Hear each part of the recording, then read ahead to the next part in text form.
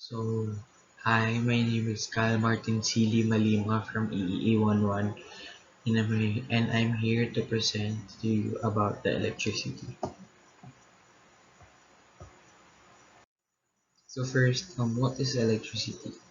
Electricity is a form of energy. Electricity is a flow of electrons.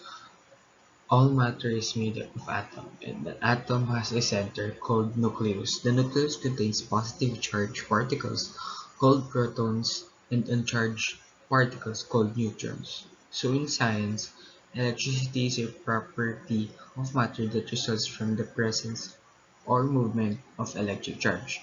Electricity is responsible for many well-known physical phenomena such as lightning, electric fields, and electric currents, and it is used in industrial applications such as electronics and electric power.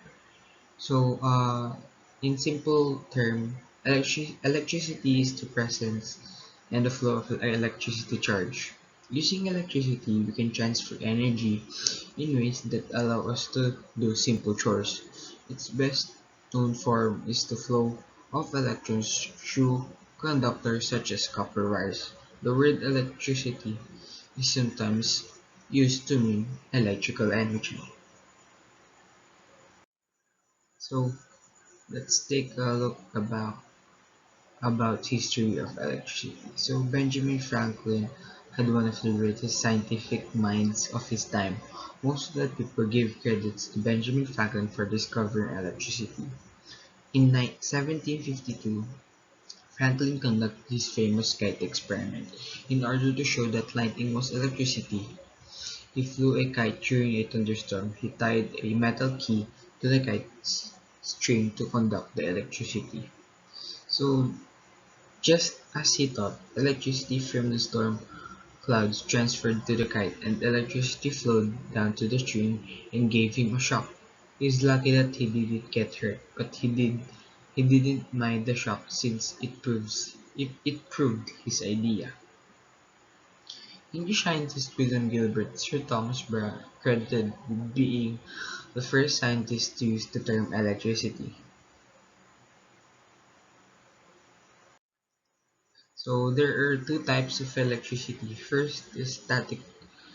The two types of electricity are static electricity and current electricity. First, static electricity is made up by rubbing together two or more objects and making friction, while current electricity is a flow of electric charge across an electric field. So let's talk about static energy. Static energy is when electrical charge built upon the surface of a material.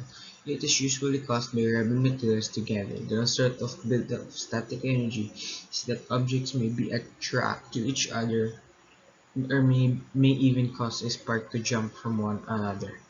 So static electricity is produced when the asperities in insulators rub against each other and interfere with electron clouds. Since electrons in insulators can't move around easily, that rubbing bend the electron clouds of the shape. So, a static electricity means that the increase of electric charge on the surface of the object.